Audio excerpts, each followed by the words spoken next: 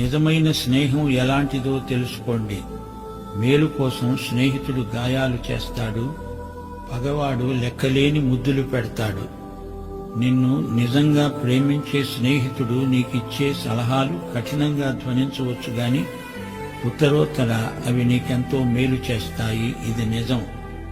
శత్రువు ముద్దు కంటే ప్రాణ స్నేహితుని గద్దింపు ఎంతైనా మంచిది. మంచి స్నేహితుడు నీ మెదడుకు మనసుకు పదును పెడతాడు. నీ స్నేహితునితో నీవు ఆంతరంగిక విషయాలు ఎన్నో చర్చించవచ్చు. అలాంటి స్నేహితుడు మనకు ఉండడం గొప్ప భాగ్యం. ఇద్దరు స్నేహితులు ఆలోచనలు పంచుకుంటారు, మంచి సలహాలు ఇచ్చిపుచ్చుకుంటారు. లోతైన ఆలోచనలు పరస్పర చర్చలో ఉత్పన్నమవుతాయి. అరమరికలు లేకుండా మాట్లాడుకుంటారు. వారి ఆలోచనల్లో భేదం ఉండవచ్చు గాని వారిద్దరి మధ్య ఎట్టి భేదము ఉండదు. ఇలాంటి మంచి స్నేహితులకు జేజేలు.